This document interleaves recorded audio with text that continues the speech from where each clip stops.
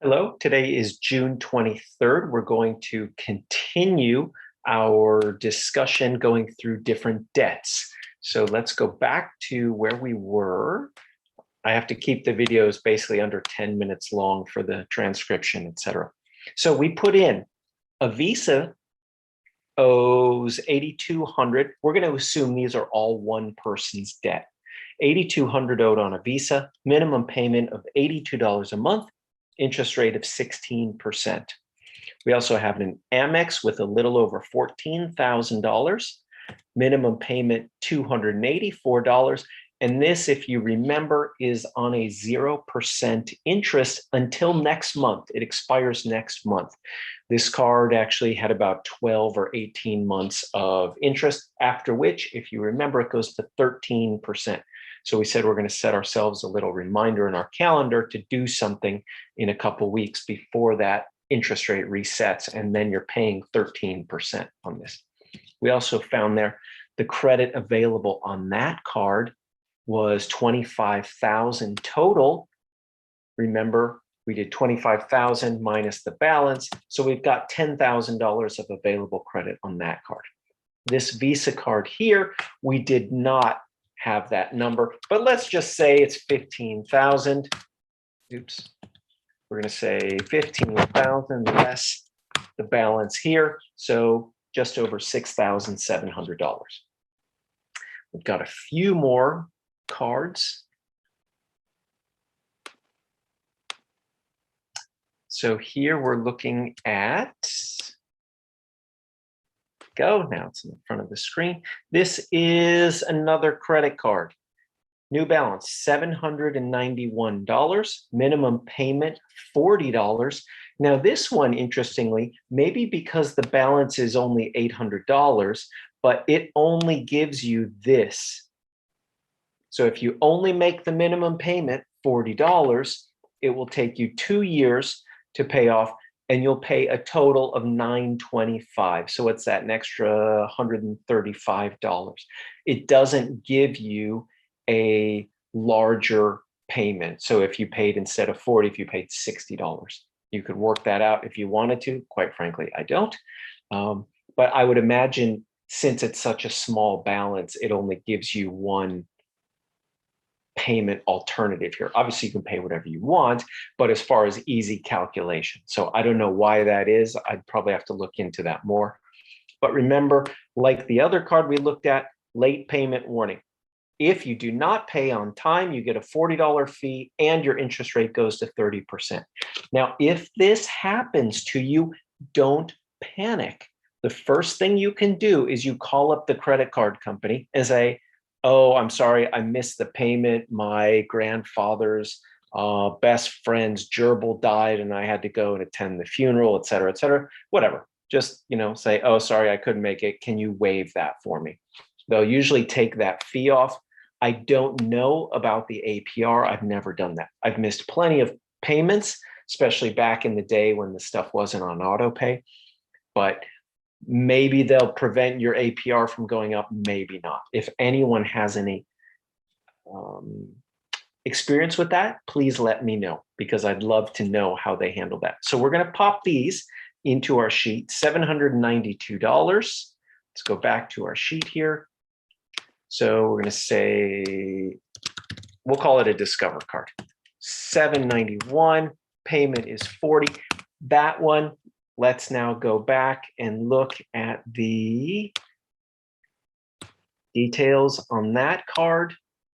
So this one, 16% is the interest rate on this card. Ditto for balance transfers. And as always, cash advances, 25%. Now remember, this little V here means it's a variable rate. So if the Federal Reserve raises interest rates, which are pretty much at zero, your rate will go up. And I'd have to look. Previously, in previous years, it wasn't a 1-for-1. So the Federal Reserve would raise rates half a point, and this rate would go up a full point or even more. This is one of my many criticisms of the Federal Reserve, that look, interest rates are at 0, but people are borrowing money at 16, 25, 30%, right? So these 0 interest rates do not help the average person. We'll go off on that on a later topic.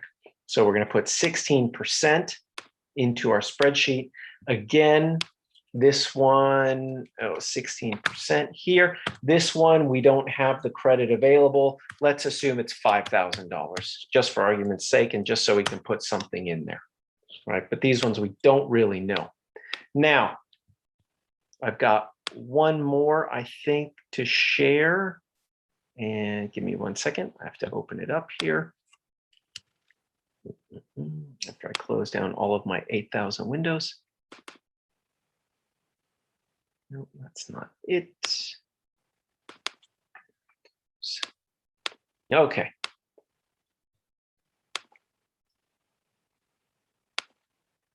So this is a card that has a small balance on it. So if we look here, 513.41. This is something that someone sent me. So this is all they sent me. $513, we're going to say. I don't see a minimum payment on here, since this is like the second tab that they would look at. They made a payment of $250. So let's say but here you can see the interest. You can see how much interest you've paid just in that month. And again, same thing. 15% interest rate, 25% interest rate on cash advances. So we're just going to pop that in, and we'll say they owe $513. Just for argument's sake. And we'll say the minimum payment is $25. And we'll say they have actually, I think they gave me there. Give me 1 second. Let me pull the other one up.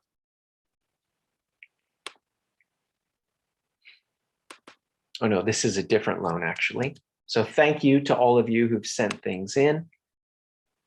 Hopefully it helps everyone out here. So this one has no balance on it. This was from a while ago. And here they had a $2,000 credit limit. So they charged $144. They paid it all off. Good job.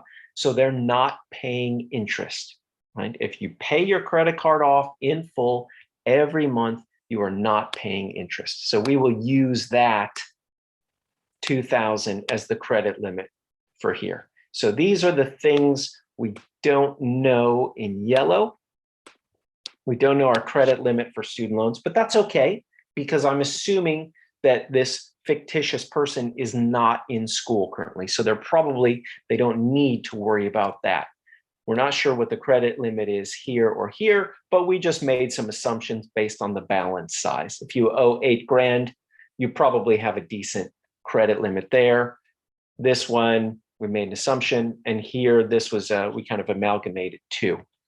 So now we have done that, and let's end this video now. I've got to keep it under 10 minutes so I can do all of the transcription, and then I will go and I will shoot the next video, and we can talk about how to look at this and how to read this and what all of this means, and then how it feeds in.